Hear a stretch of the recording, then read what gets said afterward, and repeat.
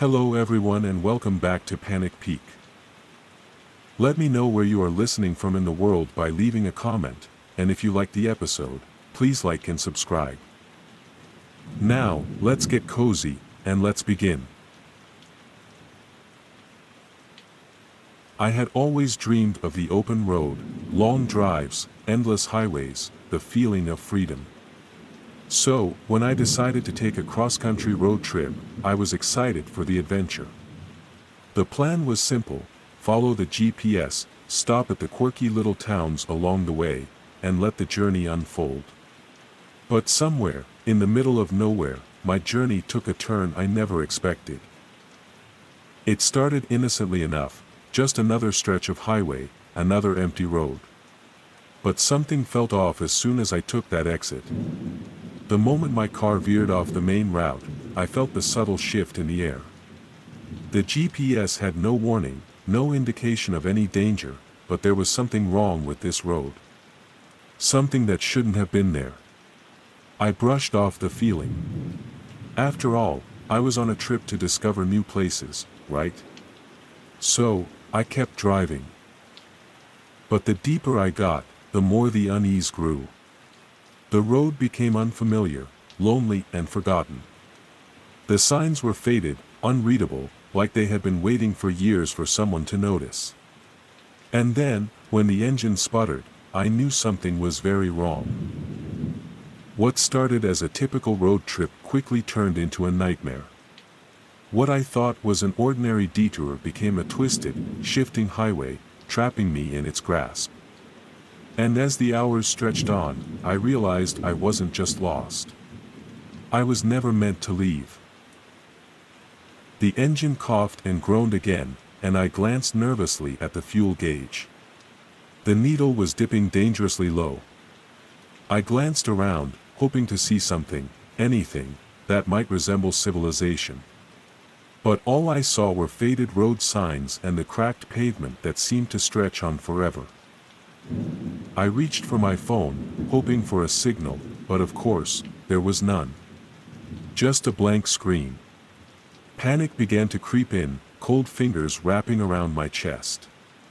How far had I driven? How long had it been? The sun was low in the sky now, casting long shadows on the road. There were no cars passing by, no sound except the hum of my own engine, the occasional clatter of the tires over potholes. I pressed on, hoping for a gas station or at least some sign of life. But then I saw it, a building in the distance, the silhouette of a diner. I sighed with relief. At least I could stop and ask for directions. As I got closer, the hairs on the back of my neck began to prickle. The place looked deserted. The windows were dusty, and the neon sign above the door was flickering weakly, casting an eerie glow. But desperate times call for desperate measures, so I pulled into the lot. The gravel crunched under my tires as I stopped in front of the diner, the only building in sight for miles. I sat in the car for a moment, staring at the empty parking lot. The windows were all blacked out, and the door was slightly ajar. My gut twisted, but my need for gas, or at the very least some kind of help, pushed me to step out of the car. As I walked up to the door, I could hear the faint hum of the refrigerator inside, a small comfort in the overwhelming silence. I pushed the door open, but it didn't make a sound. It swung open so easily it almost seemed to invite me in. The inside was just as strange as the outside. Old booths lined the walls, their cushions cracked and torn. The counter was empty, save for a few dust-covered coffee mugs. A ceiling fan creaked lazily above, but there was no air moving, no sign of life. The place hadn't seen a customer in years, it seemed. Yet, everything was in place. Like it had just been frozen in time. I stood there, staring into the empty diner, and then, suddenly, I heard something, a faint noise coming from the back. A voice? Or just the building settling? My heart raced. I called out, "Hello? Is anyone here?" No response. I walked deeper into the diner, hoping to find someone, anyone who could tell me where I was or how to get back to civilization. But the longer I stood in that empty room, the more suffocating the silence became. I turned to leave, but when I stepped out of the diner, I froze. The road was gone. The diner was still there, but it was surrounded by a thick fog, thick and unnatural. The parking lot was empty, but when I turned back to look at the diner's door, it was closed, the light inside flickering as if it were calling me back. My car, my only way out, was no longer in sight. The highway had disappeared. A cold sweat broke out on my skin. I turned in circles, trying to find the road, but nothing. Just more fog. The only sound was the soft hum of something I couldn't place, something distant, just barely perceptible, like the sound of an engine roaring in the distance. My breath caught in my throat as I realized I wasn't just lost. The road had shifted. Suddenly, the engine sound grew louder. It was unmistakable, like a car revving its engine, fast, almost as if it were coming straight at me. I spun around, my pulse racing, but there was nothing there. Not even the faintest outline of a vehicle. The sound faded, then came back, louder, closer. It was maddening, like something was toying with me. I ran, my legs shaking beneath me, back in the direction where I had parked the car. But the road was still gone, replaced by more empty space. And then, for a split second, I saw something in the fog, a shadow of movement. A figure. A car. I called out again, desperation seeping into my voice. Please, someone, help me. No answer. Just that same eerie silence. Then the engines roared again, and this time, the noise was all around me, filling the air, pressing down on me like a heavy weight. I stumbled backward, dizzy, disoriented, my mind scrambling to make sense of what was happening. But it was impossible. The road was shifting. The fog was swallowing everything. I tried to run again, but it was like the ground was shifting beneath my feet. I wasn't getting any closer to where I thought the car was. I turned to look behind me, and I saw it. The faintest glimmer of headlights cutting through the fog. A car. A person. I ran toward it, heart pounding in my ears. But as I neared the spot where the headlights had been, they flickered out, disappearing like smoke. I looked back toward the diner, and it was no longer there. I was completely alone now. And I had no idea how to get out. I stumbled through the fog, breath coming in shallow gasps. The air was thick, and every step felt like I was moving through molasses. I couldn't even tell if I was still on the same road or if the landscape had completely changed. It was as though the world itself was folding in on itself, warping and shifting in ways that didn't make sense. Nothing was real anymore, not the road, not the diner, not the sound of engines that came from nowhere and everywhere at once. I spun in circles, the edges of my vision blurry, trying to hold on to some semblance of reality. But every time I thought I had a grip on something solid, every time I thought I had seen the faintest glimpse of the road or my car, everything shifted again. The world felt like it was folding in on itself, and I was trapped in the middle. And then, suddenly, the noise came back, louder this time. The unmistakable roar of an engine, the screech of tires. It was right behind me, so close that I could almost feel the heat of the headlights on my back. I turned, but there was nothing there. The road was empty. My heart pounded. I had to get away. I had to get out. I ran blindly into the fog, my footsteps echoing against the silence. The ground was uneven beneath me, and I tripped over something, rock, gravel, I couldn't tell. I crashed to the ground, pain shooting through my body, but I didn't stop. I scrambled to my feet, gasping, hands shaking. The engine noise was deafening now, vibrating through the air like an earthquake. Then I saw it. In the distance, just beyond the thick fog, headlights, bright and blinding. But they weren't like the others. These were real. I could feel them cutting through the darkness. I ran toward them, desperation clawing at me. Asterisk, this is it. This is my chance, asterisk. I pushed myself harder, faster, but the headlights didn't get any closer. The more I ran, the farther away they seemed. The road beneath my feet buckled, cracked, and split. My legs were heavy, like they were filled with concrete. The world itself was shifting around me, contorting, pulling me in all directions. The sound of the engines grew louder, drowning out everything else.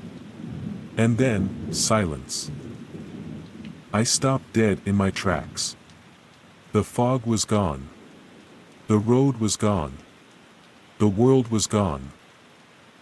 I was standing in complete emptiness.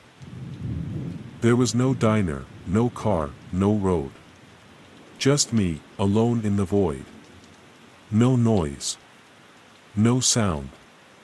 No escape. I was trapped. And then, from the silence, I heard it again. The sound of engines. It was coming from everywhere. All around me. Revving, roaring, getting closer and closer. But this time, I didn't turn. This time, I didn't need to. Because I knew. I knew that the road would never let me leave. And I would never find my way out. The engines roared louder. And then, everything went black. The last thing I felt was the pressure of invisible headlights on my back.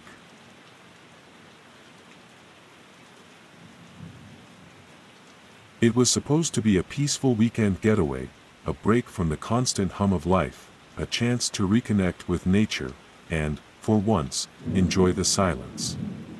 A few friends and I had planned an ice fishing trip on a remote lake far from the city. None of us had any reason to suspect that anything would go wrong. The weather was cold but clear, the lake was pristine and untouched, and the only sounds were the crunch of boots in the snow and the occasional clink of fishing gear. We joked about how perfect the trip was, how lucky we were to have found such a secluded spot. But the deeper we ventured onto the lake, the more it felt like we were stepping into a world untouched by time, or by people.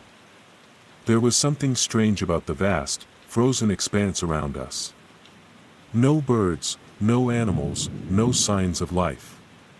Just an endless sheet of ice and snow stretching in all directions.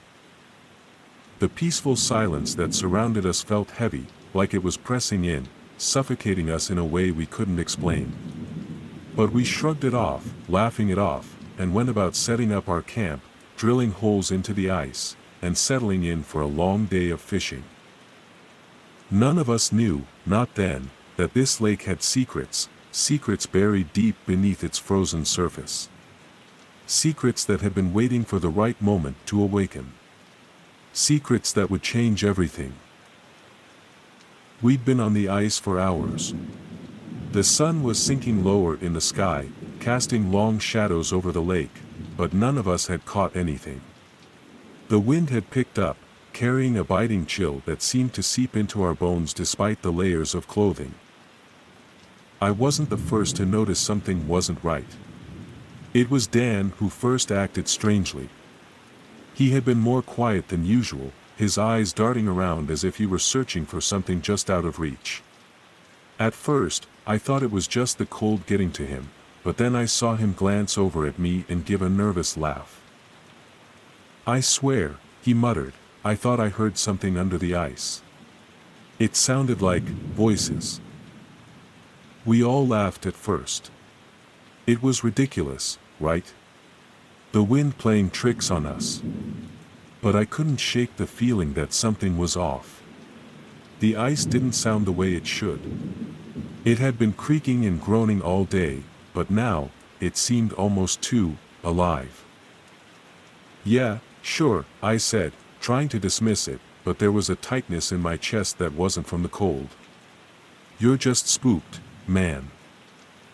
As the hours wore on, the unease among us grew. We stopped talking as much, our voices small and brittle against the oppressive silence of the lake. The sun had set, and the temperature had dropped even further. My breath came in short, visible puffs, and the stillness felt like it was closing in, pressing against us like a weight we couldn't escape. That's when it happened. Dan was the first to get a bite, or so he thought. His fishing pole jerked hard, and he yanked it back with a shout. His arms flailed in a wild attempt to reel in what must have been a huge fish. But when he stepped forward to pull the line, the ice beneath his feet cracked. A loud, violent snap echoed across the lake as his foot broke through, followed by the sickening splash of his body sinking into the freezing water below. Dan! I screamed, rushing to the hole. His face appeared briefly at the surface, his eyes wide with terror as he gasped for air. I was close enough to reach him. I could hear his frantic shouts, could almost touch his hand, but before I could, the ice beneath me groaned and cracked loudly. My stomach dropped as I heard it, a deep, hollow rumble from beneath, like something massive stirring in its sleep. The hole that had opened up in the ice was still there, but Dan, he wasn't. Dan! Grab my hand. I yelled, but he was gone. The hole, it was closing. Slowly, imperceptibly, but the ice was knitting itself back together, erasing the spot where he'd fallen in, as if nothing had ever happened. I couldn't believe it.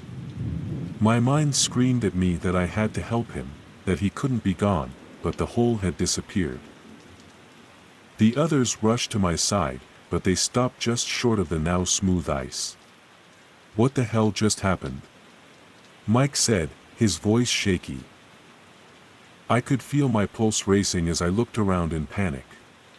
There was no trace of Dan. No hole, no splash, nothing. The wind picked up, a violent gust that sent snow swirling around us. I felt the first crack in the ice, like the lake was breathing, shifting beneath us. But I couldn't take my eyes off the spot where the hole had been, willing it to reappear, to give me some sign that he was still down there. We started to search the area, frantically stomping around, trying to find any trace of him. But with every step we took, the ice seemed to hum, vibrating with an energy I couldn't explain. The whispers started then. At first, they were faint, like the murmur of wind. But then, they grew louder. Soft, unintelligible murmurs that seemed to come from beneath our feet, like voices buried deep under the ice. I swear I hear something, Lisa said, her voice barely a whisper. We all turned toward her, but her face had gone pale, her eyes wide with fear. Another crack split the air, this time closer to us, and I felt the tremor in my legs. The ice was shifting, slowly, ominously. The whispers were growing louder now, swirling around us, too many to count. They were not from the wind, they were from something else. Something beneath us. Everyone, we need to go, I said, my voice trembling. We need to get out of here. But it was too late. The ice cracked again, splitting wide open, and from below, something ancient stirred. There was no warning. The ice beneath our feet groaned like an animal in pain, splitting apart as if the very lake was alive. Then, I saw it. A shape, massive and dark, rose from the depths. A shadow in the ice, shifting and pulsing like something long forgotten, something that had been trapped for centuries. It was too large to be a fish, too monstrous to be explained by anything natural. And it was coming for us. The ice began to shatter in all directions, cracks spreading like veins across the surface. I couldn't move. Fear had rooted me to the spot, and as I stood there, staring at the thing beneath the ice, I knew something terrible was about to happen. The whispers reached a deafening crescendo. My mind felt like it was going to snap from the pressure, the weight of whatever was beneath the lake. My breath was short, my chest tight as the whispers took form, crawling into my mind, urging me to follow, to come closer to the edge, to join them. I turned to run, to get as far away as I could, but the ice was already giving way beneath us. We scrambled for the shore, the cracking sounds of the lake's awakening ringing in our ears. But it was too late. Whatever had been frozen beneath the ice was awake now, and it was hungry. We made it to the trees, hearts racing, limbs stiff with terror. But as I looked back, I couldn't shake the feeling that it was still out there, beneath the lake, beneath everything, watching us. I heard the whispers again, faint but clear, following us, and I knew we hadn't escaped. Not really. It wasn't done. And I wasn't sure we would ever be free. We made it to the trees, hearts racing, limbs stiff with terror. But as I looked back, I couldn't shake the feeling that it was still out there, beneath the lake, beneath everything, watching us. I heard the whispers again, faint but clear, following us, and I knew we hadn't escaped. Not really. The night dragged on in a frozen blur. We huddled together in the small shelter we had set up earlier, the warmth of our bodies barely enough to stave off the biting cold. The wind howled outside, but inside, all I could hear were the thundering beats of my own heart and the distant crackling of the lake, the sound of something huge, something alive, stirring beneath the frozen surface. We didn't talk much. What could we say? Dan was gone, swallowed up by the lake, lost without a trace. It was as if the ice had claimed him, and now, as the hours dragged on, I couldn't shake the feeling that it was coming for us all. The lake wasn't just cold, it was hungry. I couldn't sleep. Every time I closed my eyes, I saw the shape beneath the ice, the shadow rising from the depths, reaching up through the water with long, ancient limbs, dragging something terrible with it. The whispers had followed us, seeping into my thoughts. They were always just there, under the surface, urging me to listen, to understand, to come closer. But I fought it. I had to fight it. At some point, I realized we couldn't stay there. We couldn't stay any longer, not with the ice cracking and shifting, not with whatever ancient thing lurked beneath, awakening after centuries of slumber. But the idea of leaving the lake was just as terrifying. The forest felt like it was pressing in on us, the shadows growing longer and more oppressive by the minute. In the morning, when the sun's light barely pierced the horizon, we packed up quickly, barely speaking to each other. None of us dared look back as we trudged through the snow, heading toward the nearest road. We were far from safety, but we had to get away from the lake. I couldn't shake the feeling that if we stayed any longer, it would claim us too. But as we left, as we put the lake behind us, something strange happened. The whispers faded, but only for a moment. Just as we thought we were free, I felt the ground beneath me tremble again. Not from the wind or from the shifting ice, but from something deep, deep below the earth. I turned back, just for a second, and that's when I saw it. There, on the distant edge of the lake, something rose above the surface. It was a figure, dark and indistinct, but I could feel its eyes on me, burning through the distance, cutting through the snow and the trees. It was there, waiting, watching us leave. We didn't stop. We didn't dare look back again. We made it to the road by nightfall, but I knew something now. The lake hadn't just been a place, it was alive. The whispers had been a warning, and we had ignored it. Dan's face, his desperate eyes before he disappeared into the ice, still haunted me. And I knew, deep down, that the lake would never let us go. It wasn't over. It would never be over. I left that place, but something followed me. something from beneath the ice. And I wasn't sure what would come for us next, but I knew it wasn't done yet. Not by a long shot.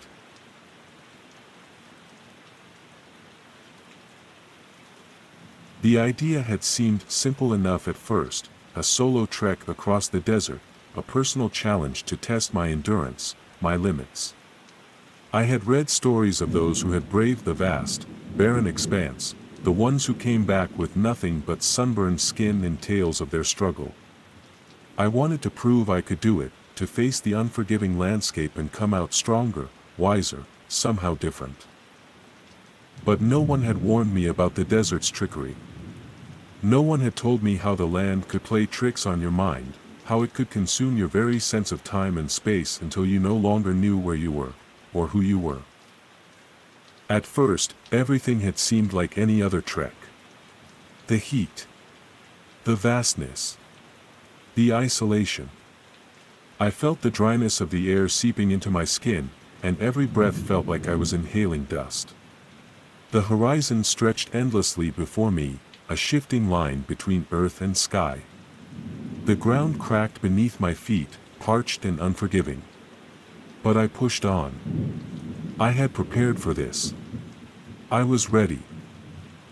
Hours passed. The sun beat down relentlessly, burning my exposed skin, and the sand seemed to stretch on forever. It was supposed to be a test, but I had underestimated the oppressive weight of the silence. In the city, there was noise, life, people, movement, but here, it was just the endless drone of my footsteps, the occasional gust of wind pushing the sand around in eerie patterns. There was nothing else. But as I walked, something began to feel off. I had been keeping track of my direction with a compass, but when I pulled it out to check my bearing, I noticed that the needle spun wildly, refusing to settle.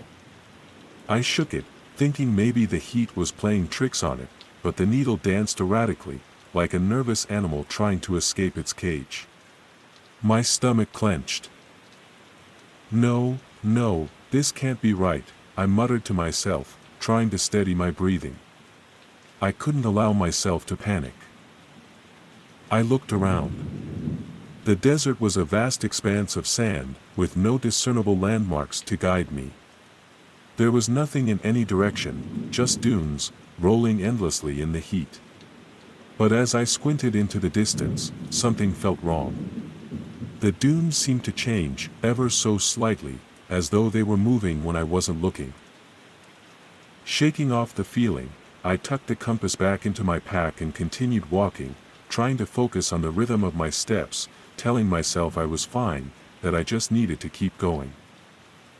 The sun began to sink lower, casting long shadows across the desert. The temperature dropped rapidly, and I pulled my jacket tighter around me. The night would soon fall, and I needed to find shelter for the evening, somewhere to set up my camp. But then it happened. I turned to check my footprints. They should have been there, a neat row of prints trailing behind me. But when I looked back, they were gone. The sand had already started to shift, erasing every trace of where I had been. I stopped in my tracks, confused. It wasn't just the wind, it was as if the desert itself had swallowed them whole. I retraced my steps, but the same thing happened. No footprints. Not a single mark in the sand to prove that I had been here. A wave of nausea rolled over me, and my pulse quickened. I felt the weight of the world pressing down on me. The desert was not just empty, it was alive, somehow. It was shifting. Watching. Waiting. I took a deep breath and forced myself to calm down. It was just the desert playing tricks, I told myself. It was vast, endless. Of course, the sand would shift. I walked on. But the further I went, the stranger things became. The sun set completely, and the temperature dropped drastically, leaving me shivering in the cold. I tried to light a fire, but the wind blew it out before it could catch. All I had were my supplies and the eerie silence that hung around me like a shroud. The sky was a blanket of stars, and the moon hung low, casting long shadows that seemed to twist and writhe in unnatural patterns.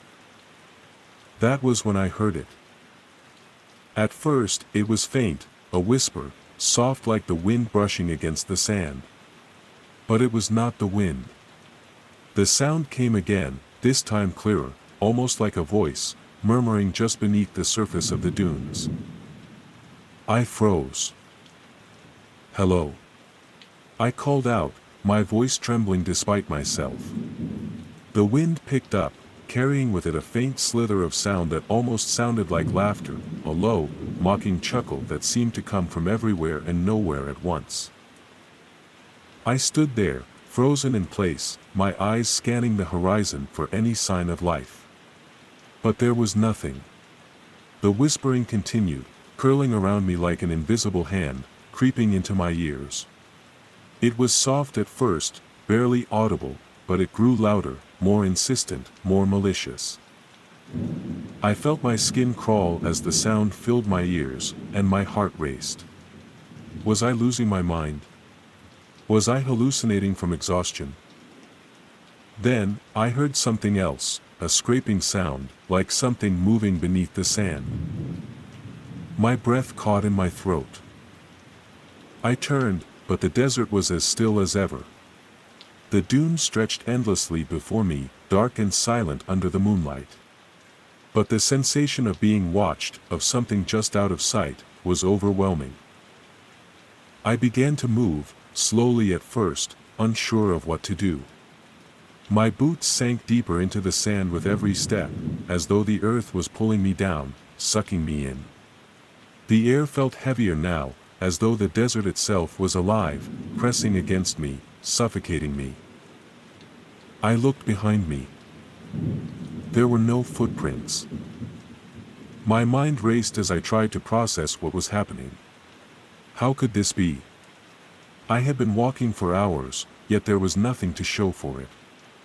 No path. No trail. It was as if I had never been here at all.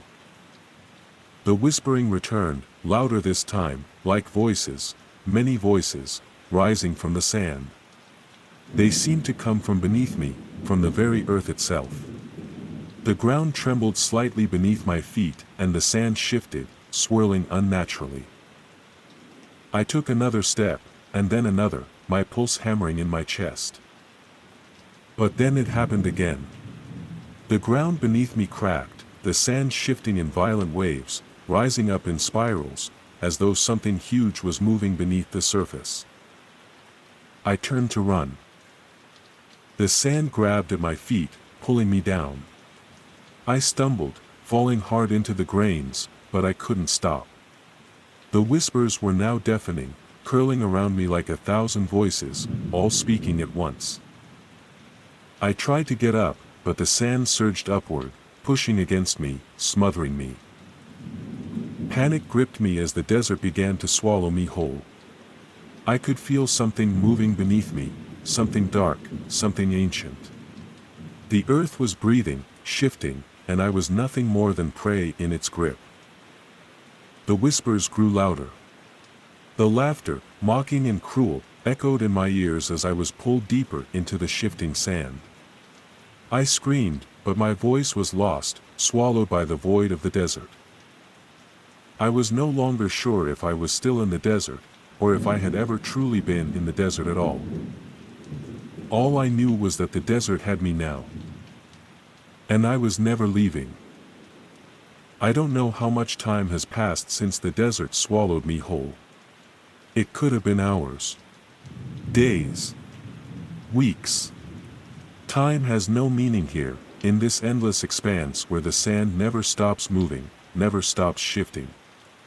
I can no longer tell if I'm walking or if I'm simply being dragged along by forces beyond my control. The whispers are still there. The voices, a constant presence in my mind, slithering through my thoughts like the wind across the dunes. Sometimes, I can hear them clearly, like they're speaking directly to me. Other times, they're distant, barely audible. But I know they're always there, watching me, waiting for me to make another mistake. I thought I could escape. I thought I could outrun whatever this place is. But the desert has a way of pulling you in, of trapping you in its labyrinth of sand and shadow, where every direction is the wrong one, and every step leads you deeper into its grasp.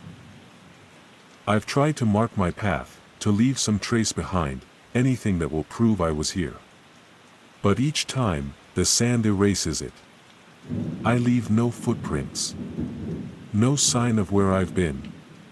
The desert has a way of hiding everything, of making sure you forget. And I can't help but wonder, has anyone ever left this place? I wish I had never come here. I wish I had turned back before it was too late. But now I am part of it. The whispers tell me that. They speak of those who wander too far, who get lost in the desert's embrace, who become part of the land itself. The thought gnaws at me, digging into my soul like the sand beneath my feet. Sometimes, I can almost hear a voice calling my name. Soft, distant, like a memory I can't quite place. I think it's the wind. I think it's my mind playing tricks on me. But deep down, I know better. It's something else. Something far older, far darker than anything I could have imagined.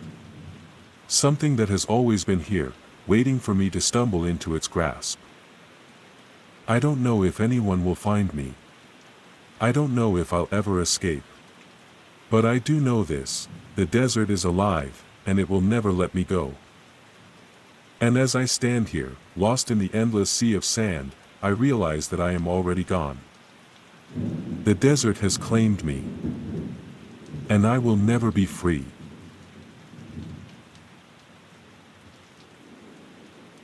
I remember the day I boarded the train. It was a typical journey, a quick and simple trip home after a long week of work.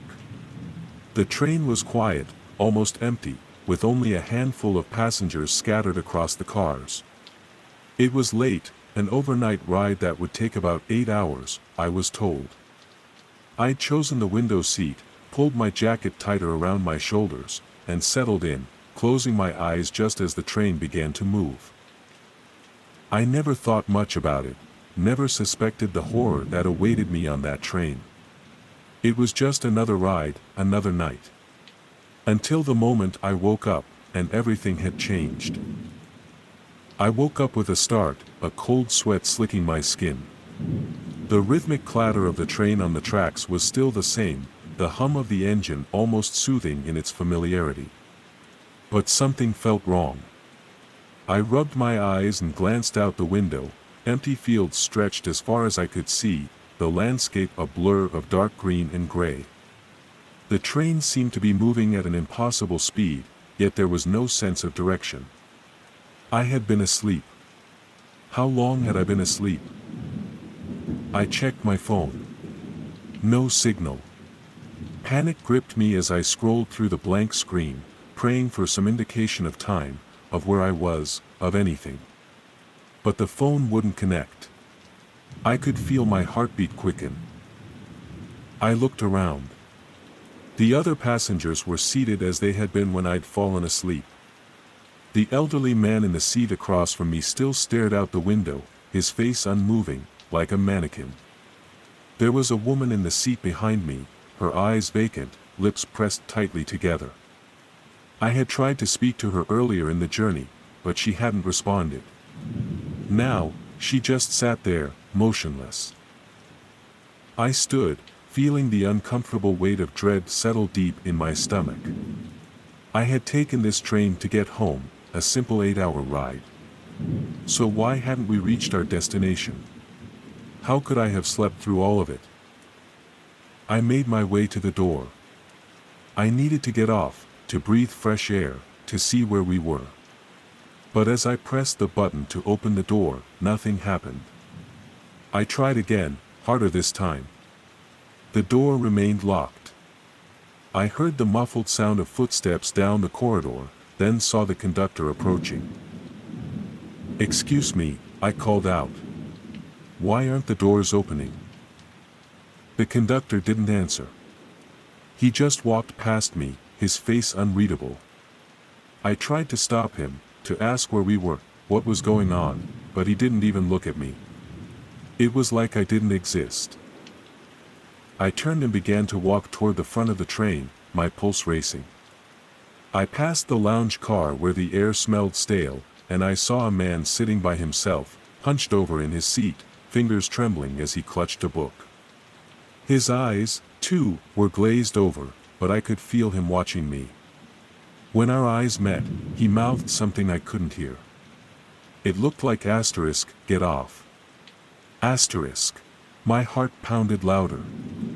My mind screamed, why can't I leave? I reached the conductor's cabin. The door was ajar, but the inside was dark. The lights flickered on and off like some twisted illusion. I pushed the door open cautiously and stepped inside. The conductor's seat was empty. The control panel in front of me blinked with unreadable symbols. My thoughts were a chaotic mess. I pressed my hand against the window, trying to get a glimpse of something, anything, to explain where we were. But all I saw was a twisted blur of dark shadows and flickering lights outside. I felt the air around me grow colder, the weight of it pressing against my chest. Something was wrong, asterisk so wrong asterisk, but I couldn't put my finger on it. Suddenly, the overhead lights flickered, and then, nothing. The train plunged into darkness. My breath quickened, panic flooding my senses. I stumbled back into the corridor, calling for the conductor again.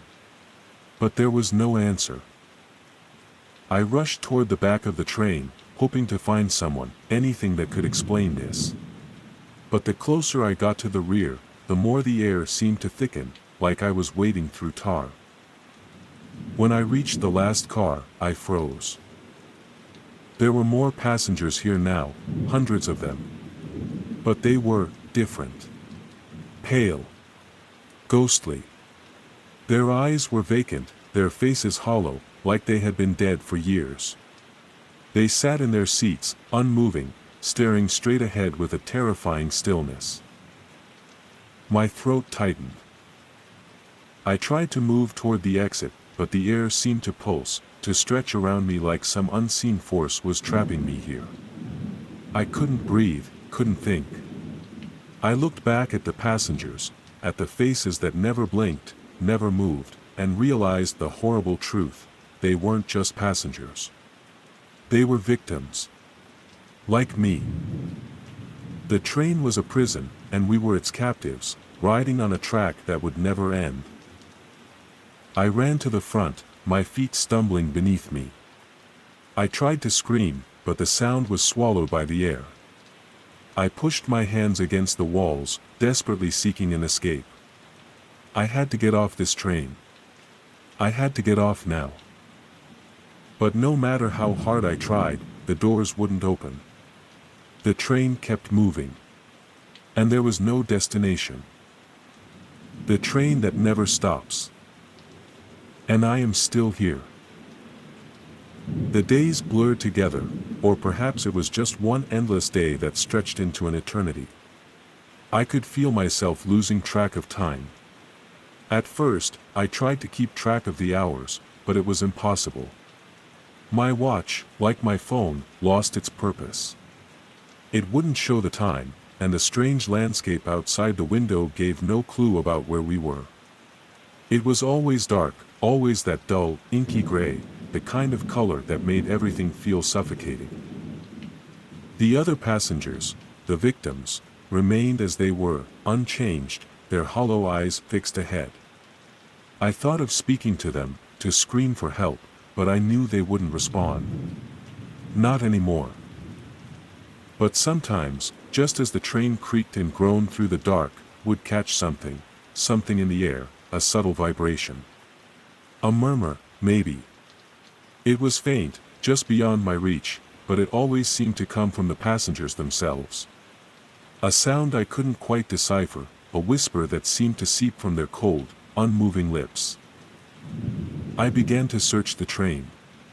There had to be a way out, a door I hadn't noticed, a hidden escape. My thoughts were consumed with that, an escape. But no matter how many times I searched, the train was the same. Endless. The doors wouldn't budge, the windows were sealed tight, and the walls seemed to press in around me. The conductor, if he even existed, was nowhere to be found. One evening, or perhaps it was morning, I couldn't tell, something changed. A new figure boarded the train. He was a tall man, dressed in a black suit. His presence was somehow different from the others, as though he hadn't yet fully succumbed to whatever curse the train had cast upon us. His eyes, though empty like the others, seemed to flicker with something, almost alive. He passed me without acknowledging my presence, moving toward the back of the train. I followed, heart pounding in my chest. There had to be something, someone, who knew what was happening. As I moved closer to him, I saw it. There, at the rear of the car, was a narrow door, slightly ajar. The man stepped through it, and for a moment, I stood frozen, my mind racing. Could it be? Was this the way out? I approached the door cautiously, my fingers trembling as I pushed it open. Beyond it was a narrow, dark hallway, stretching far into the bowels of the train. I could hear the faint sound of something, or someone, moving in the distance. I followed, each step filled with uncertainty, but the hope of escape pushed me forward. But the further I went, the colder it became. The walls seemed to close in tighter with every step, and the silence grew heavier. I turned a corner, and that's when I saw it. A door, at the end of the hall. It was slightly cracked, but beyond it lay only blackness, an impenetrable void. As I approached, the whispering returned, louder this time, coming from inside the room. I pushed the door open with a final, desperate movement. And there, standing in the center of the dark room, was the conductor. His eyes met mine, empty, hollow, and his lips curled into a smile. "Welcome back," he whispered. And then the door slammed shut behind me. I realized, too late, that there was no escape. This train, this endless journey, was my fate now. I am one of them. A passenger on the train that never stops. We are trapped in a loop of despair, forever riding toward an unknown end. The conductor was waiting, as he always had been. He never needed to speak again. He knew I would understand soon enough. And so, I remain here, waiting in the darkness, the train speeding through the endless night, my soul tethered to the journey that has no end.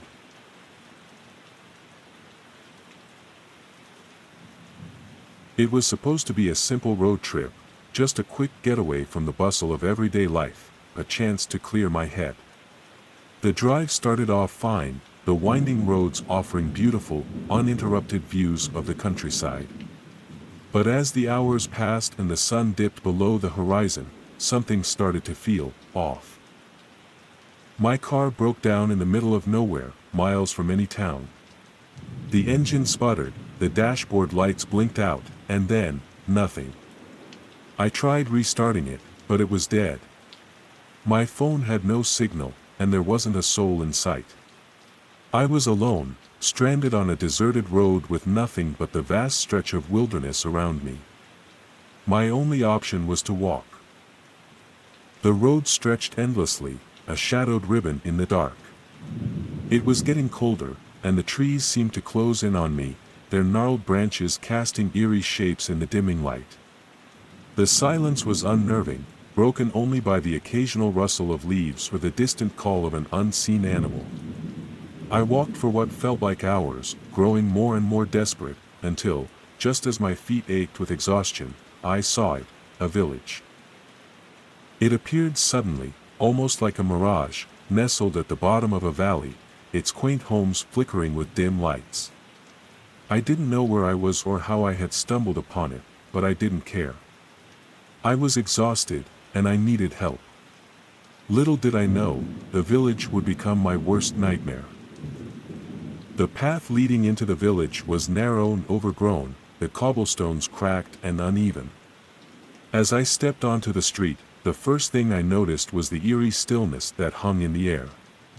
The houses, though old, were well kept, their wooden frames sturdy, their roofs intact. Yet, there was something wrong about it all. The street was empty, not a single person in sight. I continued forward, a strange unease creeping up my spine. After a few moments, I spotted a figure standing near one of the doorways. It was a man, middle-aged, tall, with unkempt hair and a pale complexion. He watched me for a moment, then gave a slow, deliberate smile that didn't quite reach his eyes. "Can I help you?" His voice was deep, his accent strange, though not entirely unfamiliar. Yeah," I stammered, suddenly feeling self-conscious. "My car broke down about a mile back. I was hoping you could point me to a mechanic or maybe a place to stay for the night." The man's smile never wavered. "Of course, you're welcome to stay here. It's not safe to be out there after dark."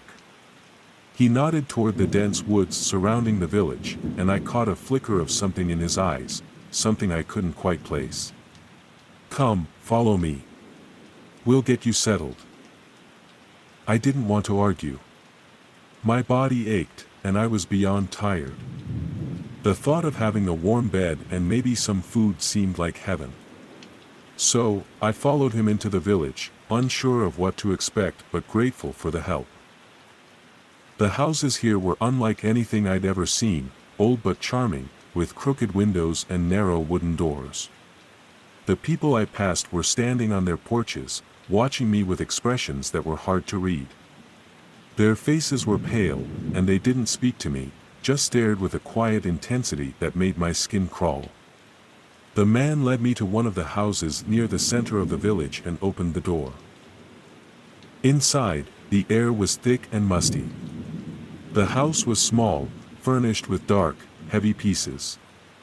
The floorboards creaked underfoot, and the smell of wood and earth was overpowering. I noticed there were no clocks, no mirrors, no windows to the outside world. It felt like the house was frozen in time, as if nothing had changed in decades. "Please, make yourself comfortable," the man said, his voice distant, almost mechanical. He motioned to a small guest room at the end of the hallway. "We have food prepared for you. Rest here for the night. You're safe now." I nodded, too tired to question anything. The exhaustion weighed heavily on me, and I couldn't remember the last time I had felt so drained. Without thinking, I went to the guest room, locked the door behind me, and collapsed onto the bed. I tried to sleep, but the house creaked and groaned as if it were alive. My mind kept racing, remembering the villagers' strange silence, their hollow eyes. I shook it off, blaming it on my growing paranoia. But then, just as I was starting to drift into a restless sleep, I heard it. A faint scratching sound. It started soft, almost imperceptible, but as the minutes passed, it grew louder. Someone, was moving beneath the floorboards. The scratching turned to scraping, as if nails were clawing at the wood from below. My heart began to race as I sat up, my breath coming in shallow gasps. I crept toward the door, hesitant to open it, but then I heard the sound again, even louder this time. It was closer, almost as if it were right beneath my bed. My skin prickled with fear, and I backed away, my heart hammering in my chest. Was it just the house settling? Or was something, someone, trapped beneath the floorboards? I didn't know what to do. Part of me wanted to run, to escape this place, but I was paralyzed with fear. I lay back down, pulling the covers over my head, trying to drown out the sound, but it wouldn't stop. The scratching grew frantic, as though whatever was beneath the floorboards was desperately trying to escape. The hours dragged on, but eventually, the sound stopped. I don't know if I passed out from exhaustion or if the house simply grew still. When I woke, it was morning. The sun barely peeked over the horizon, casting a sickly light through the curtains. I couldn't leave soon enough. The village felt suffocating, the air thick with a palpable sense of dread. But when I tried to leave the room, the door wouldn't open.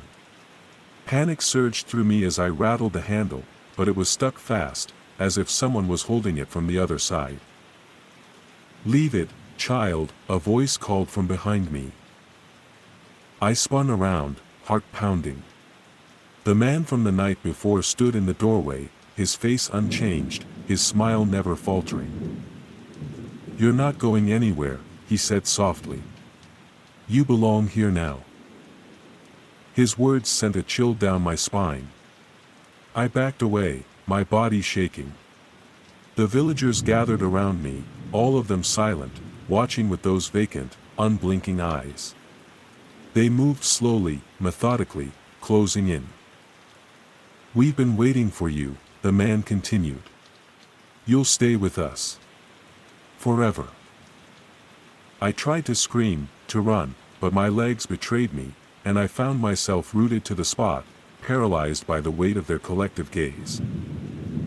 Then, from beneath the floorboards, I heard it again, the scratching. Only this time, it wasn't just the floorboards. It was the earth. And it was moving closer. I felt the blood drain from my face as the scraping sound grew louder, more urgent. It wasn't just the floorboards anymore, it was coming from the walls, the ceilings, the very foundation of the house itself. Something was waking beneath the earth, something hungry. The villagers stepped closer, their eyes unwavering, their smiles never fading. I tried to fight the paralysis, tried to scream, but my voice was swallowed by the suffocating silence that surrounded me. My feet felt as though they were glued to the floor, and I couldn't tear my gaze away from the unblinking eyes of the villagers, who now stood so close I could feel their cold breath. The man who had first welcomed me stepped forward, his hand extending toward my shoulder with a gentle, almost reassuring touch. "You'll understand soon," he whispered, his voice dripping with something sinister. "It's all part of the village. We are all part of it. And now, so are you." I didn't understand. I couldn't. But I felt the pull, the deep, primal pull that threatened to consume me. A part of me wanted to flee, but another part, the darker part, wanted to give in. To stop fighting. To surrender. The scratching from beneath the house reached a fever pitch, and the floorboards beneath my feet began to tremble. I could see the dust rising from the cracks, the wood warping as something from below strained against the surface. The villagers seemed to know exactly what was happening, their eyes gleaming with anticipation, their smiles wide and unblinking. The man reached into his coat and pulled out a small, weathered key. It shimmered in his hand as if it were something ancient, something tied to the very heart of this place. He held it up. "It's time," he said, his voice cold. Suddenly, everything went still.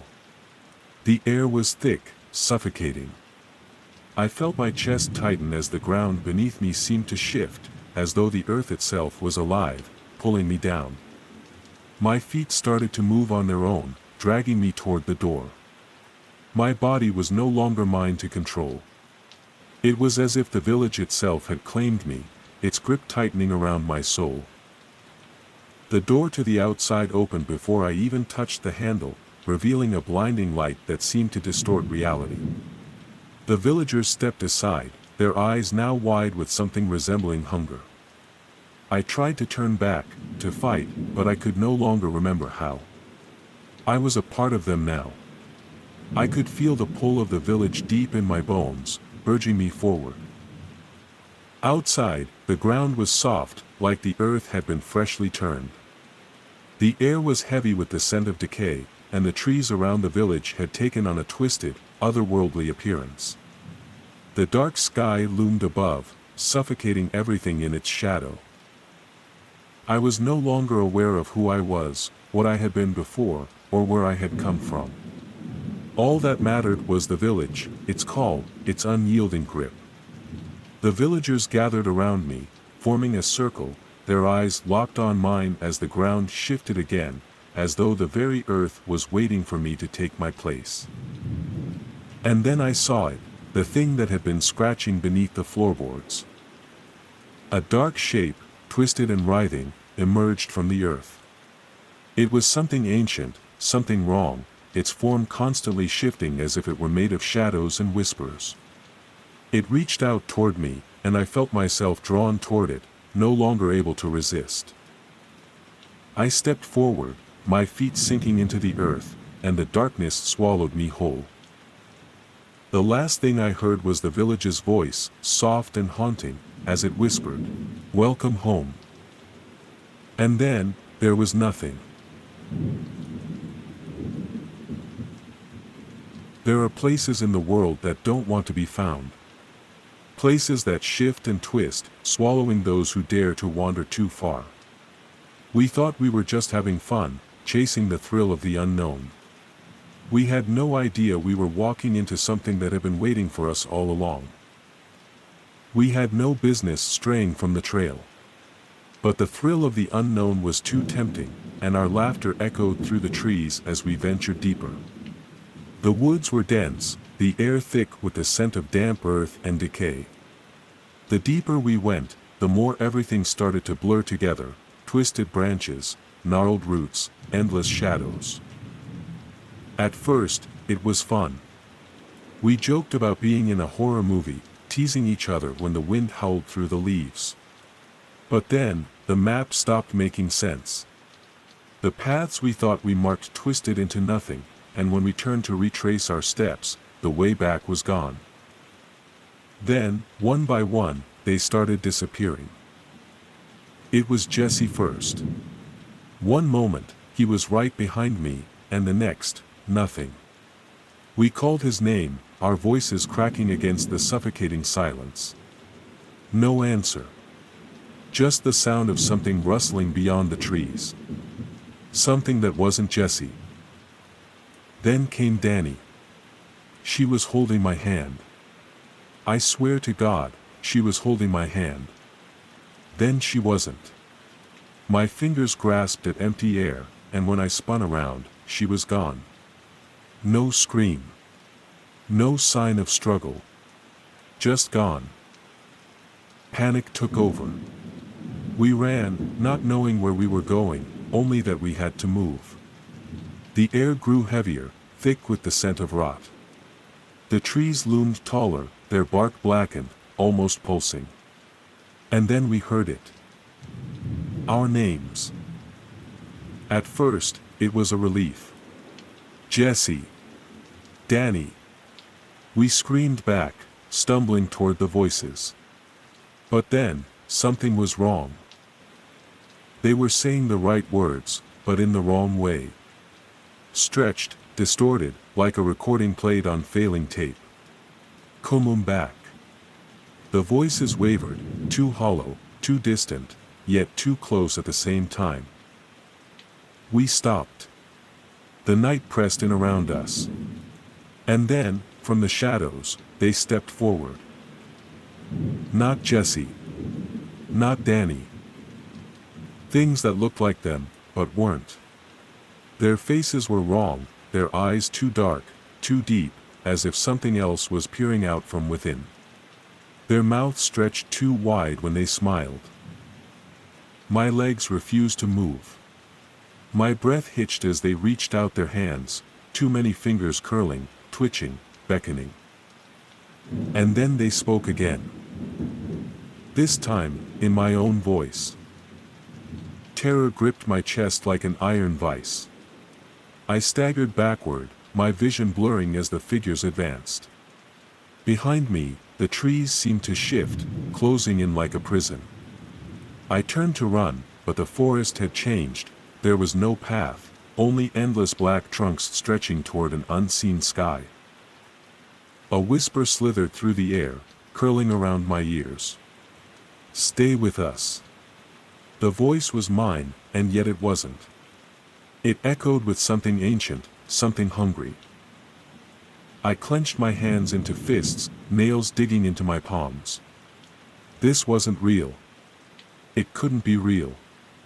I had to move, had to find my way out. And then, the figures lunged. I screamed, dodging to the side as their two long fingers scraped against my arm. Pain seared through me like fire. My heartbeat pounded in my skull as I forced myself to run, not daring to look back. The forest was alive now, writhing, whispering. The ground pulsed beneath my feet, sending tremors up my legs. My lungs burned.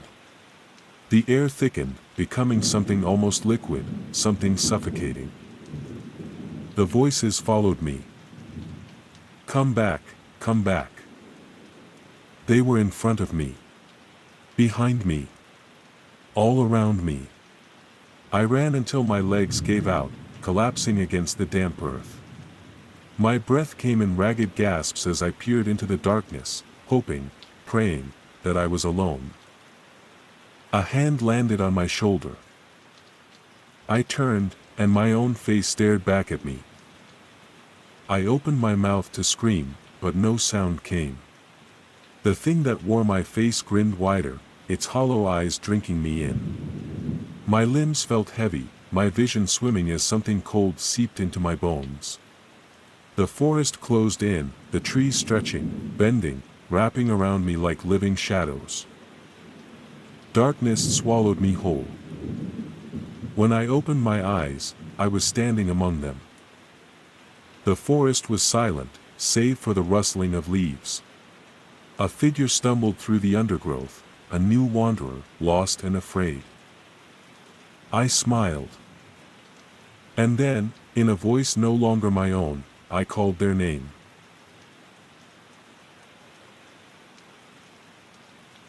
The Whispering Peaks had always held a sinister reputation among hikers and locals alike. Tales of those who ventured too far, only to vanish without a trace, lingered in hushed conversations. Some claimed the mountains were cursed, haunted by spirits of the lost. Others dismissed such stories as mere superstition.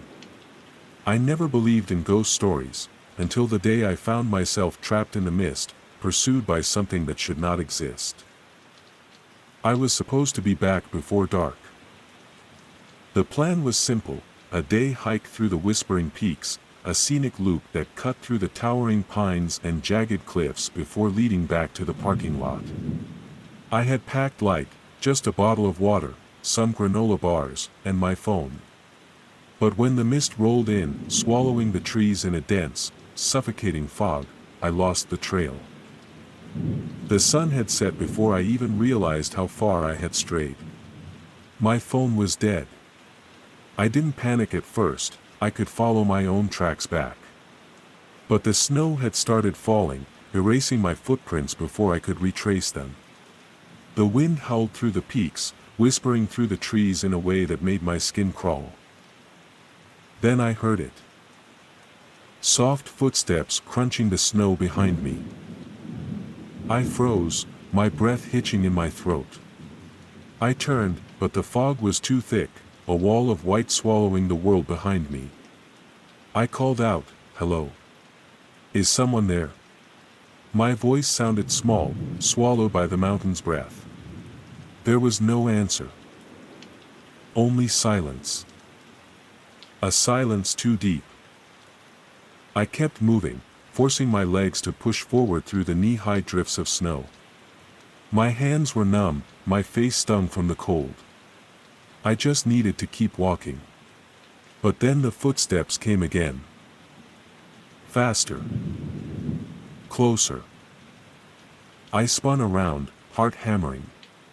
The fog shifted, revealing something just beyond the veil of white, a figure.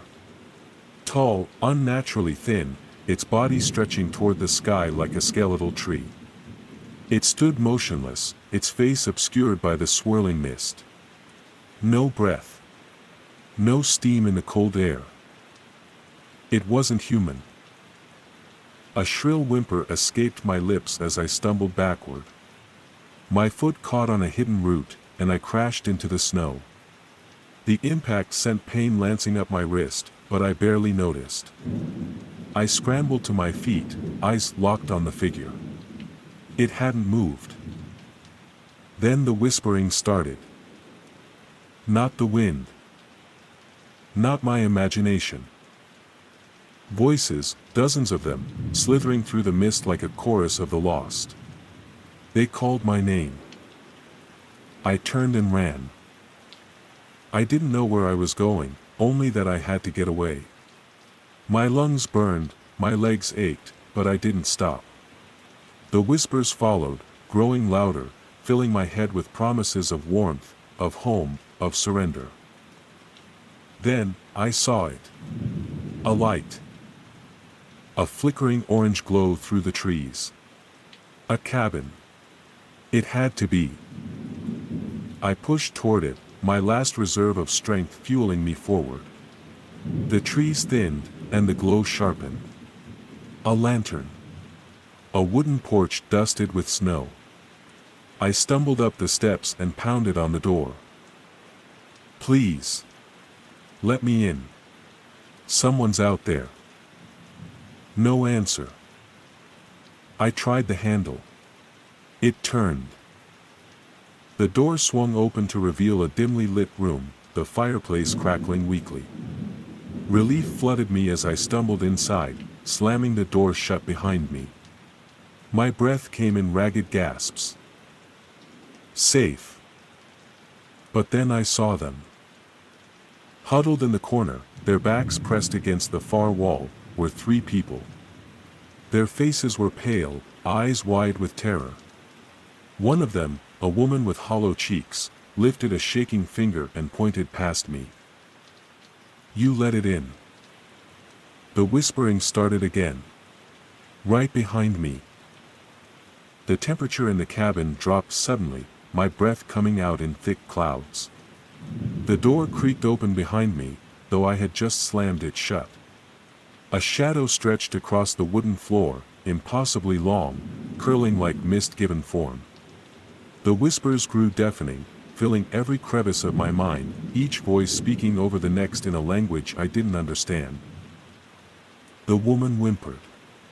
The man beside her clutched a rusted axe, his knuckles white.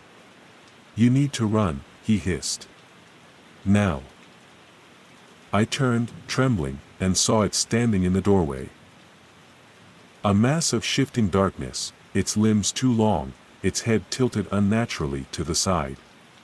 Its face, or the lack of one, was a void, swirling like the mist outside. The door had opened for it. It had followed me inside. The room plunged into chaos. The man swung the axe, but the thing didn't flinch. The blade passed through its form like cutting through smoke. The whispers turned to screams. The fire in the hearth extinguished, leaving us in the dim glow of the lantern. I backed into the corner with the others, my chest heaving, my mind screaming for escape. The creature moved forward, its elongated fingers stretching toward us. A touch of ice, of emptiness, grazed my arm, and a sudden flood of memories not my own burned through me, faces I had never seen, cries of the lost, the feeling of being dragged into the abyss. I didn't know if I was screaming or if it was the voices inside my head. The walls of the cabin seemed to close in, the shadows stretching, consuming. And then, darkness. I woke up to silence. The air was thick with frost, my breath barely rising in the dim glow of the lantern, except the lantern was gone.